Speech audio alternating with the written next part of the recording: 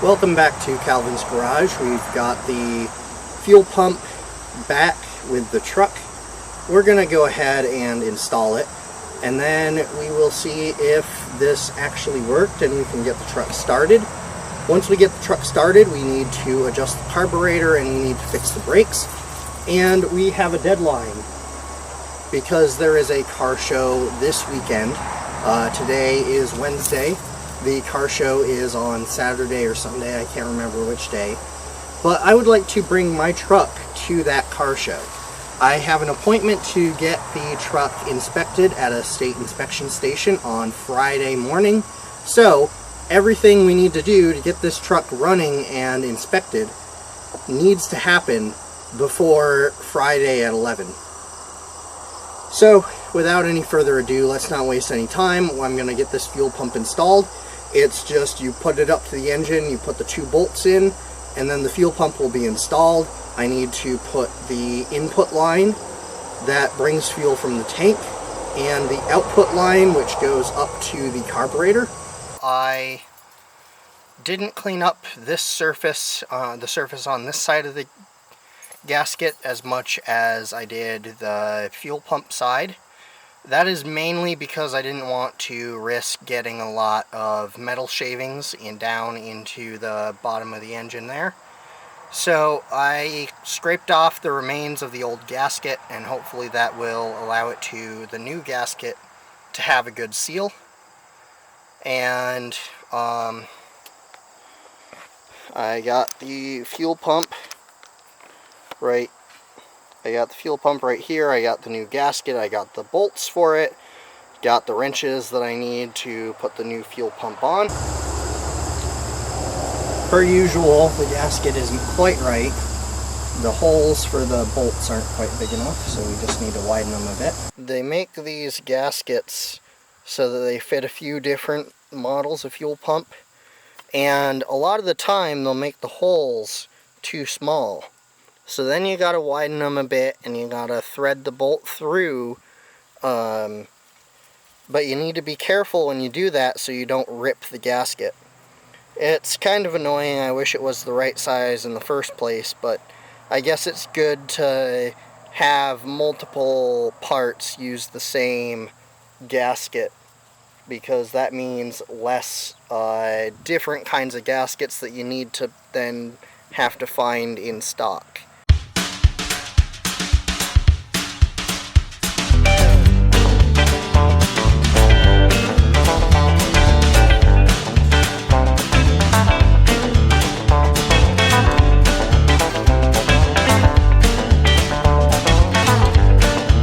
What the torque specs are supposed to be on those bolts, but I tightened them to pretty darn tight. So before, there was a flexible fuel line that went from right here on the fuel pump down there to the frame where the fuel line came from the tank. The reason it's flexible is so that as the truck is tilting when it's on uneven ground, the engine, even if the motor mounts are a bit worn out, it's not going to break a fuel line. Now, I couldn't find a flexible fuel line or any flexible line with the right fittings. I don't know why. It seems to me that it shouldn't be that hard, that they should make something like that, but I went to 3 or 4 different auto parts stores asking about it, and they didn't have anything. The closest they had was a rubber fuel line with which they could put some hose clamps on, and then I got some hard line. I had to go out and get another new tool for this job. So I didn't have anything to flare the ends of these pipes here. So this is thin-walled steel tubing. And I didn't have anything to flare the ends of these. But I needed to flare the ends of these. And you'll see why we needed these. So I went out and I bought this flare tool here. Now, how this works is you put it in to the holder there. You take out the corresponding guide, and you want to make sure that the pipe is sticking out as far as the guide goes. You also want to make sure that the pipe is cut square, so it's cut right at a 90-degree angle and the cut is smooth. You might have to file it down a little bit if the cut is not smooth. Now we just take this and we tighten it down, hold this pipe in place. Then we take this little press piece here, we put it around that, grab the die, and the first step is with the die in the tube, and you just tighten the press around that.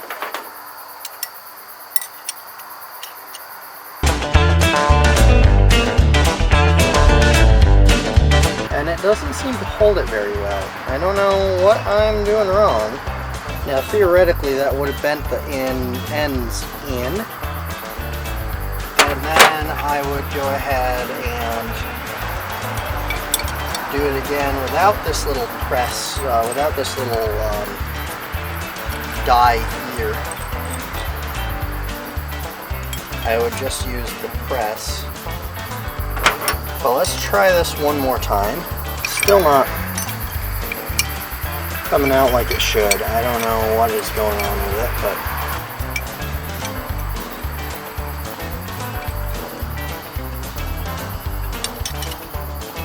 I'll have to look on YouTube, see if I can get a tutorial of a guy that actually knows how to use one of these, because I swear I'm following the directions to the letter.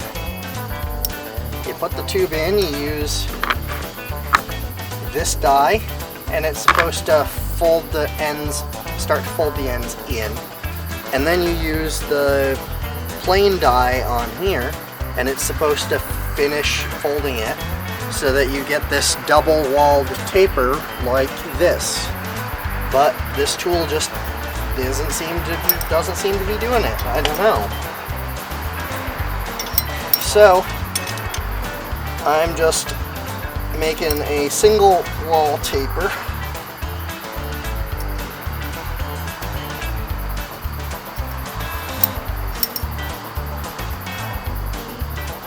But that's okay, because it doesn't really need to be a double-walled taper. It just, that's what the tool is supposed to be for, and that's the way that this is supposed to be done. But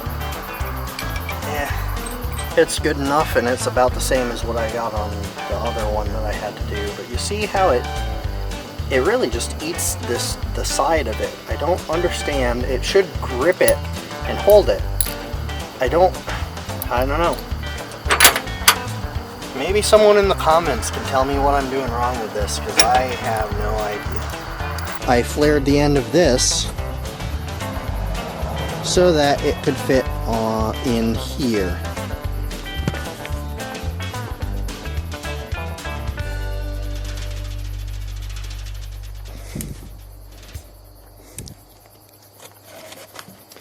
So I'm going to have it just like that, and I'm going to tighten up this hose clamp, and that should hold it pretty good. And then this will go into the fuel pump, and then I'll do the same thing on the other side and go down into where it goes for the tank. And hopefully that'll be enough to hold it. Because of the way I had to hook this up, I had to have a longer hose. So I needed to go to the auto parts store and get the longer hose, and I didn't get back in time to be able to finish up the fuel line last night, so I'm doing that today.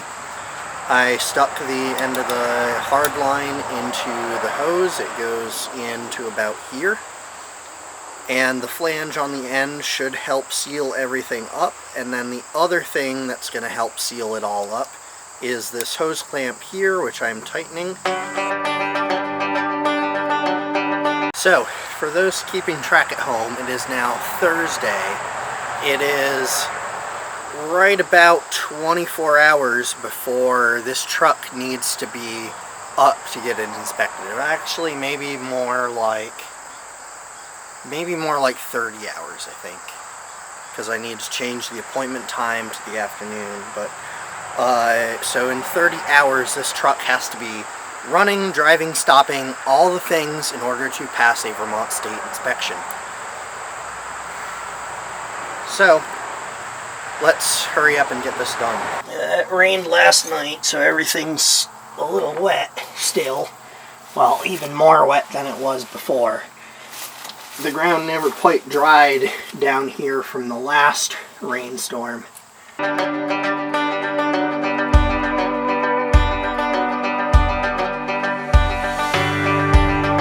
So now that I got it in down here, I just need to thread this up to the fuel pump.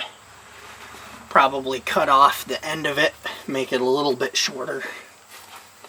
I figured it's better to have too much of that tube than not enough. So we're going to cut it off at the length we need it. And then we're going to go ahead and attach it, turn the fuel pump, see if it starts, and then let it warm up. Okay, so I'm just putting the end of this into there. I need two hands.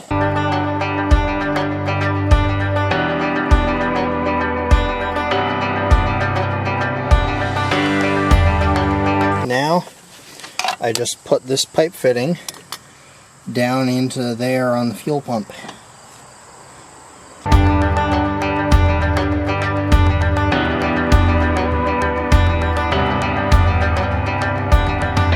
Okay, and then the last thing I need to do is just inspect the line, make sure that there's no kinks, especially right in here. Smooth curve, make sure it doesn't come into contact with any of the hot surfaces. There's enough clearance back here with the bell housing of the transmission. It's not going to get pinched into that motor mount. Everything seems good there. So now we should be all set. Try priming the fuel pump.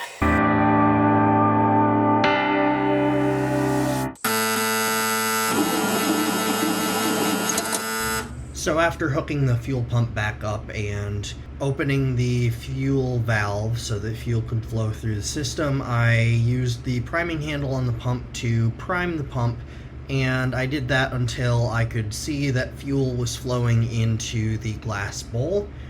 Then I went ahead and bumped the starter, just gave it a little bump. I wasn't trying to start the vehicle, I was just letting the camshaft operate the fuel pump a little bit. It builds up a little more pressure in the fuel pump when you're using the camshaft than when you're trying to prime it by hand, and I wanted to then check for fuel leaks. So I was trying to see if I could smell fuel, see if the connections felt wet like they were leaking, and just making sure everything was all right. Now, I did hit the priming handle there, and I noticed it seemed very loose, but I didn't think anything of it at the time. Everything seemed all right, so I figured, okay, let's try this one more time to make sure that there's no fuel leaks. And I bumped the starter and came back, and that's when I noticed the priming handle was a lot more loose than it should be, and that was a major problem. Okay, so what's happening is this should not be loose like this. This is the priming handle, and it should initially be loose, but then when you get about here, it should have resistance, and it doesn't. Which probably means that this fuel pump isn't connecting with the